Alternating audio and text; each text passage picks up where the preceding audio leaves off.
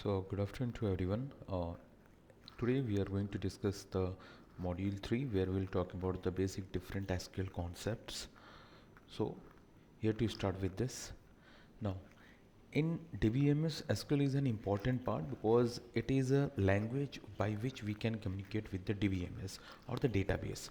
तो जब भी कभी डेटाबेस से आपको कम्युनिकेट करना है, डिफरेंट ऑपरेशंस परफॉर्म करने हैं, तो उसके लिए जो हम लैंग्वेज यूज़ करते हैं एसक्यूएल होता है. एसक्यूएल सिक्वल भी कहते हैं, which is also known as the structured query language. So here we can see that in this lecture we will cover these maximum of the topics, and we'll try to do those topics through the PPT as well as through the software where we can perform the our queries.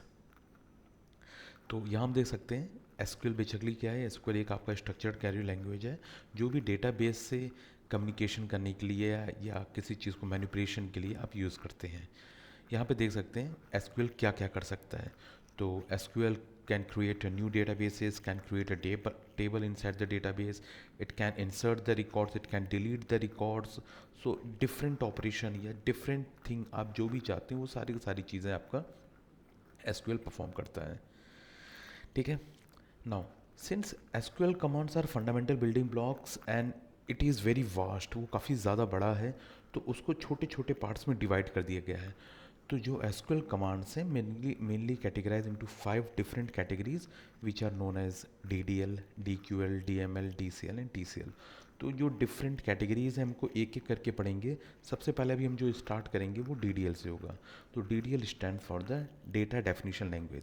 तो अभी इन चीज़ों के बारे में आपको परेशान होने की ज़रूरत नहीं. जैसे जैसे हम इसको हैंड्स ऑन सेशन करते रहेंगे तो ये सारी चीज़ें आपको धीरे धीरे समझ में आती रहेंगी. लेकिन ये आपको एक्चुअली मालूम होना चाहिए कि डीडीएल के अंदर वो कौन कौन से डिफरेंट कमांड्स आते हैं. ठीक है.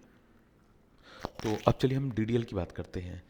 जब DDL command that is data definition language, it actually consists of the various SQL commands such as defining, altering and deleting. ठीक है. तो ये डिफाइनिंग, अल्टरिंग और डिलीटिंग में कैसे कैसे परफॉर्म करता है उसके लिए ये आपके जनरली ये 5 कमांड्स हम जनरली यूज़ करते हैं. तो पहला होता है क्रिएट, दूसरा अल्टर, ड्रॉप, ट्रंकेट, रीनेम. तो जितनी भी डिफरेंट कमांड्स हैं ये कैसे कैसे यूज़ होंगे, कैसे हम एसक्यूएल के थ्रू उसको क्वेरी परफॉर्म कर सकते हैं, वो सारी चीज़ें हम अभी अपकमिंग लेक्चर्स में देखेंगे. ठीक है. तो सबसे पहले हम बात करेंगे क्रिएट के बारे में. क्रिएट एक्चुअली क्या करता है. तो create is a part of DDL SQL command where you can create a table inside the database. Okay. तो जब कभी भी आपको एक बेसिक जो हम फंडामेंटल स्टेप लेते हैं डेटाबेस में टेबल क्रिएट करने के लिए, that can be only possible by using the create. Okay. तो मैं आपको टेबल थोड़ा सा विजुलाइज करवाना चाहता हूँ कि एक्चुअली टेबल होता क्या है. अगर हम टेबल को देखें तो अगर मैं कोई भी एक एक्सेल शीट ओपन करता हूँ, ठीक है, तो अभी जैसे मैं ये एक्सेल शीट ओपन करता हूँ तो ये जो नीचे डिफरेंट टैब्स मैं क्लिक कर रहा हूँ, इन टैब्स को ये आप विजुलाइज कर सकते हैं कि ये आपके क्या डिफरेंट टेबल्स हैं. यहाँ मैंने स्टूडेंट टेबल मैं इसको कह सकता हूँ. ये आपका हो गया कोर्स टेबल. ठीक है. और ये जो डिफरेंट टेबल्स हैं किस डेटाबेस के अंदर हैं, ये आपका एक डेटाबेस है that is university syllabus comparison. तो इस डेटाबेस के अंदर आपकी डिफरेंट टेबल्स एग्जिस्ट कर रहे हैं. सेम उसी तरह जब हम डेटाबेस में काम करते हैं, डीबीएमएस में पढ़ना स्टार्ट करते हैं, तो वहाँ पे भी हम क्या करते हैं, एक डेटाबेस क्रिएट करते हैं और उस डेटाबेस के अंदर हम टेबल को क्रिएट करते हैं. ठीक है.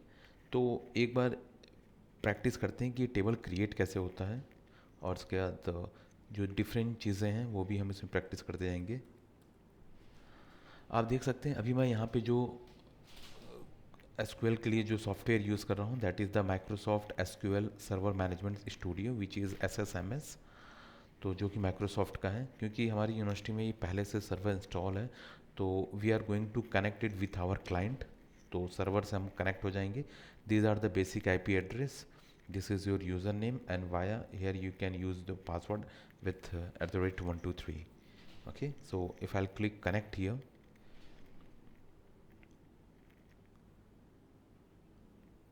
then you will find that okay, there's a list of databases created. Now I have to run a query. तो मुझे एक न्यू क्वेरी रन करनी है, तो मैंने न्यू क्वेरी पे क्लिक किया. Now here you can see editor, on this editor you can write your code. तो चलिए सबसे पहले हम परफॉर्म करते हैं कि कैसे हमारा टेबल क्रिएट होता है। ओके ठीक है, तो टेबल क्रिएट करने के लिए पहले आपको डेटाबेस सेलेक्ट करना पड़ेगा। तो क्योंकि इसमें इनबिल्ट पहले से डेटाबेस बना हुआ है, we can not create our own database, therefore we are going to use the existing database. तो एग्जिस्टिंग डेटाबेस को यूज़ करने के लिए आप क्या करोगे, यूज़ स्टूडेंट DBMS लैब। ये आपका डेटाबेस आपने सेलेक्ट कर लिया, आपने इसको एक्सिक्यूट कर दिया। जैसे ही एक्सिक्यूट होता है यहाँ नीचे लिख के आ जाता है कमांड्स कंप्लीट इज एक्सिक्यूट। अगर कोई एरर होता है तो यहाँ पे आपका एरर लिख के आ जाएगा। Now we are going to create a table. Create table, table name आप कुछ भी दे दीजिए, STUDENT स्टूडेंट। अब देखिए अगर यहाँ पे रेड कलर बन के आ रहा है, इसका मतलब ये पहले से टेबल क्रिएटेड है स्टूडेंट DBMS लैब के लिए। तो इसको यहाँ पे कोई भी आप एक अलग सा नाम दे दीजिए, आप 1 1 दे सकते हैं, या आपको लगता है कि अगर कोई टेबल पहले से अवेलेबल है तो आपको क्या करना है कि इसको ड्रॉप कर दीजिए। तो सिंपल से एक छोटा सा कमांड होता है, ड्रॉप टेबल स्टूडेंट। जैसे ही आप इसे एग्जीक्यूट करेंगे ये टेबल आपकी, सॉरी स्टूडेंट की स्पेलिंग गलत हो गई है, ठीक है। अब जैसे इसको एक्सिक्यूट करेंगे आपकी टेबल रिमूव हो जाएगी। आप नीचे देख सकते हैं कमांड्स कंप्लीटेड सक्सेसफुली। अब क्या कर सकते हो, जैसे टेबल डिलीट हो चुकी है तो आप अपनी अब टेबल क्रिएट कर सकते हो सेम नेम से। स्टूडेंट टेबल आपने कर लिया, स्टूडेंट टेबल के लिए पैरेंथेसिस ओपन पैरेंथेसिस क्लोज। और एक जब भी आप कोई कोडिंग लिखना स्टार्ट करते हैं तो हर कोडिंग का एक स्टेप होता है, पैटर्न होता है, तो we should follow those steps so that we can visualize the codes very easily. तो विजुलाइजेशन जो होता है आपका बड़ा ईजी हो जाता है, ठीक है। तो यहाँ पे मैं एक टेबल बनाता हूँ, पहले स्टूडेंट आईडी, उसके अंदर कुछ एट्रीब्यूट्स लगता हूँ, ठीक है। ये स्टूडेंट टेबल हो गई। स्टूडेंट टेबल के मैं कुछ एट्रीब्यूट्स बनाने जा रहा हूँ। एट्रीब्यूट्स का मतलब क्या होता है मैं आपको एक थोड़ा सा ये समझाना चाहता हूँ।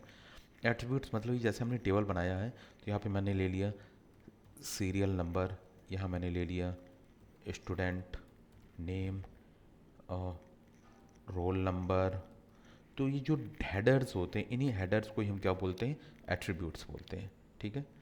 तो चलो फिर से परफॉर्म करते हैं। तो हमने बनाया एक स्टूडेंट आईडी। स्टूडेंट आईडी क्योंकि ये नंबर होगा तो नंबर को जो आपने टाइप डिफाइन किया कि किस टाइप का डेटा इसके अंदर इंसर्ट होगा, तो आपने कहा कि इंटीजर टाइप का, ठीक है।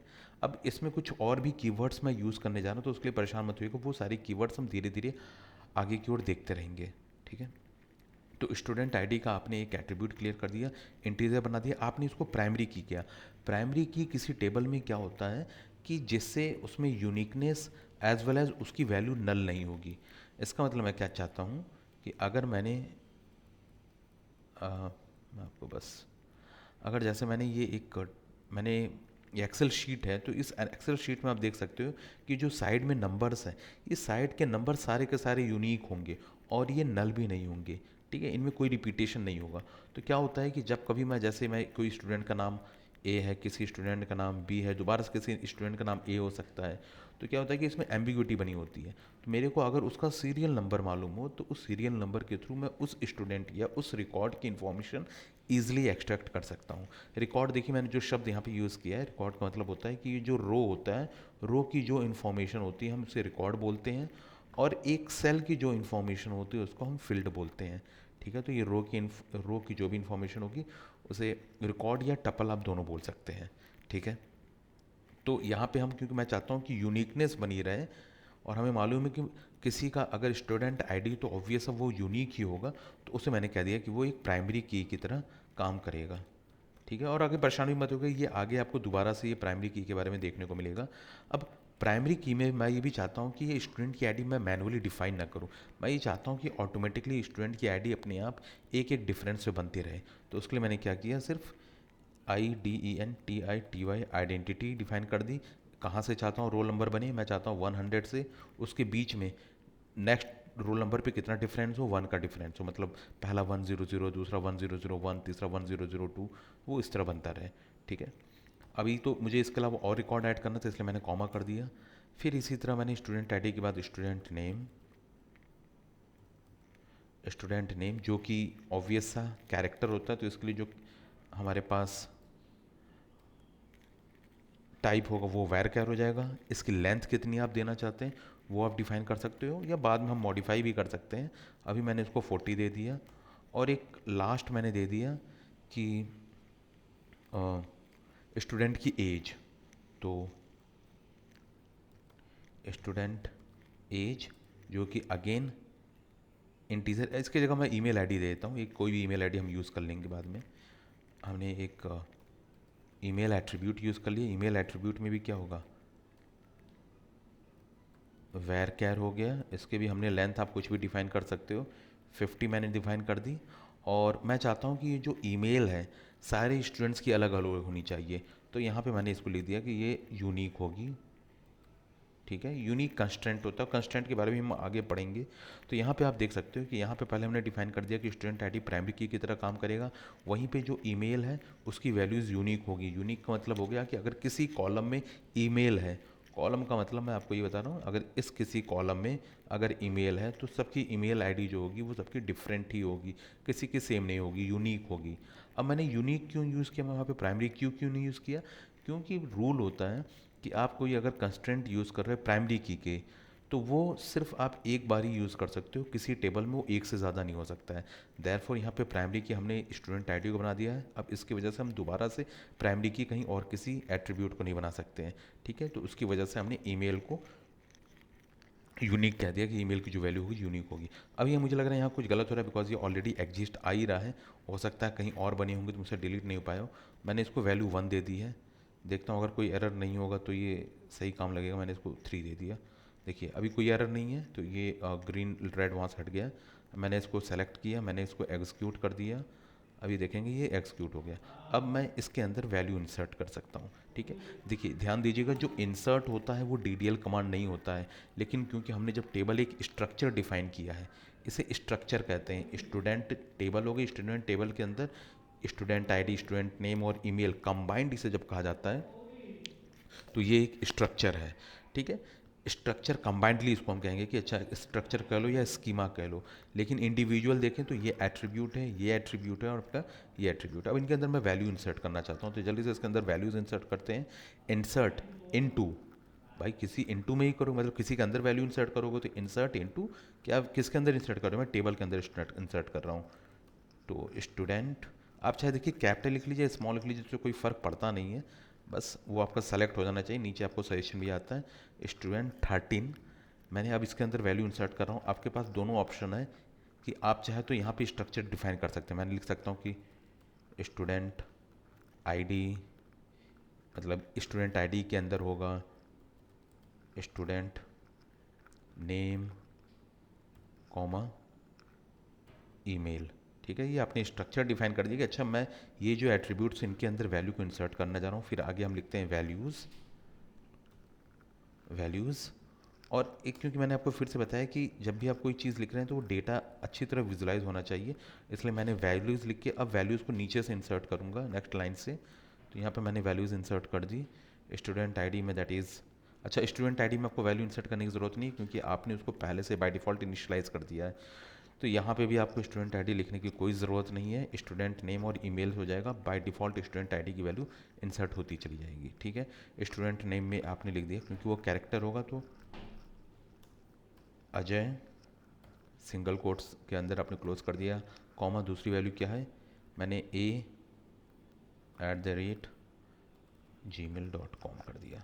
ठीक है, क्योंकि ये भी वैर कैर है तो इसको भी आपको सिंगल कोट्स में क्लोज करना पड़ेगा। ठीक है, इस तरह आपने ये बना लिया। अभी फिर आपने क्या, मेरे को दूसरा भी बनाना, मैं दूसरी वैल्यू इंसर्ट करना चाहूँ, फिर आपने कॉमा किया, एंटर करिए। अब यहाँ से आप दूसरी वैल्यू में इंसर्ट, मतलब बार बार आपको इंसर्ट इनटू लिखने की ज़रूरत नहीं है। आपने वैल्यूज़ के नेक्स्ट लाइन पे, हर नेक्स्ट लाइन पे वैल्यू को इंटर कर सकते हैं। दूसरा मैंने इंसर्ट कर दिया विजय। देखिए मैं अजय विजय कर रहा हूँ, आप कोई भी वैल्यू को कर सकते हैं, आपके ऊपर है। जब हम कोई चीज़ पढ़ाना स्टार्ट करते हैं तो बाय डिफ़ॉल्ट हम जनरल चीज़ों को बोलना स्टार्ट कर देते हैं, तो उसी का असर है gmail.com। ठीक है, और इसको मैंने क्लोज कर दिया। आप यहाँ पे देख सकते हो, अभी जो मैं फिर से एक बार बता रहा हूँ, जो DDL कमांड देख रहे हैं तो DDL कमांड में क्रिएट ही DDL कमांड होता है, इंसर्ट आपका DDL कमांड नहीं है, DML कमांड है। ठीक है, लेकिन आपको जब भी डेटा इंसर्ट करना है तो इंसर्ट लिखना ही पड़ता है। अब आपने इसको लिख लिया, आपने इंसर्ट को कमांड को राइट डाउन कर लिया, अब इसको आप क्या करोगे, एग्जीक्यूट करोगे। तो एग्जीक्यूट करके देखते हो अगर कोई इशू नहीं होगा, ठीक है। 2 रोज अफेक्टेड। अब मैं इसको विजुलाइज करना चाहता हूँ कि कैसा इसका आउटपुट कैसा आ रहा है। तो उसके लिए आप क्या कर सकते हैं, आपने लिखा सेलेक्ट ऑल, स्टार का मतलब होता है ऑल, फ्रॉम कहाँ, किस टेबल से देखना चाहते हैं, स्टूडेंट 13, ठीक है। और जैसे ही आप इसको एग्जीक्यूट करेंगे यू विल फाइंड दैट कि ये आपका एक टेबल बन गया, ठीक है। अच्छा चलो अब हम देखने की, हम यहाँ पे हमने ईमेल को यूनिक कहा है। अगर मैं क्या ईमेल में कोई और वैल्यू इंसर्ट या दोबारा से उसी को इंसर्ट करूँ तो क्या वो हो जाएगा। मैं सेम इसी को कॉपी करके मैं इसको पेस्ट करता हूँ, ठीक है, और मैं इसको एग्जीक्यूट करता हूँ। देखते हैं, क्योंकि देखिए ये टर्मिनेट हो गया बिकॉज उसको यूनिक मैंने आइडेंटिटी दी, उसको यूनिक कंस्ट्रेंट मैंने अप्लाई किया था, ठीक है। तो ये कंस्ट्रेंट्स के बारे में आगे भी देखते रहेंगे। अभी हमने सिर्फ सबसे पहले देख लिया कि कैसे टेबल को क्रिएट करते हैं। तो क्रिएट जो है एक DDL कमांड है, जहाँ पे हमने इंसर्ट जो कि DML data manipulation language command है उसको हमने यूज़ किया, वैल्यूज़ को हमने इंसर्ट किया, और इसके बाद दोबारा से हमने सेलेक्ट को रन किया so that I want to visualize. Select भी जनरली कहीं कहीं किसी बुक में देखो तो DQL कमांड यूज़ होता है, अदरवाइज़ ये DML के अंदर भी आ जाता है, बट मोस्टली लोग जहाँ पे बुक में कहते हैं तो ये DQL डेटा क्वेरी लैंग्वेज के अंदर भी यूज़ होता है, ठीक है। फिर से अपने DML इंसर्ट को अपने दोबारा करके देखा लेकिन वो नहीं परफॉर्म हुआ। तो in this way we have learn that how to create a table, how to insert the values, how to use some constraint such as unique and the primary key. We have also seen that how to automatically increment the values by using the identity. You can initialize and how to increase the value of any particular table or particular column. Okay, so this is all about for DDL command create. Next lecture में हम देखेंगे कैसे alter command को use करते हैं और alter को कैसे परफॉर्म करेंगे। ओके गाइज, तो प्लीज़ अभी जो बताया उसको एक बार रिवाइज करने, कोई भी डाउट या प्रॉब्लम होगी आप कभी भी मुझसे पूछ सकते हैं। Thank you guys, so I am ending this.